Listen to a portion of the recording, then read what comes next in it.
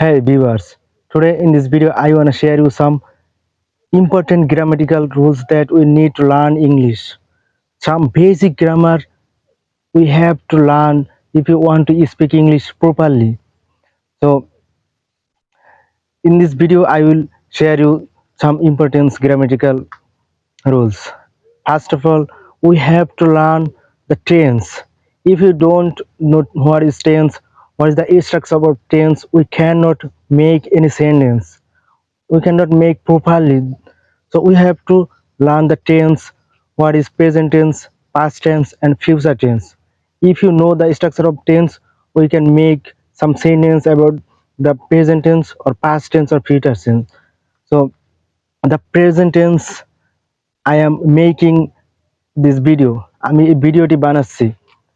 এর past form যদি বলতে যাই তাহলে আমি ভিডিওটি তৈরি করেছিলাম। I made the video. আমি ভিডিও তৈরি করব। I will make a video. So we have to learn the tense properly and we have to make some sentence maintain the tense. Secondly, we have to learn preposition. Preposition is the best way to make a sentence big or make a sentence properly.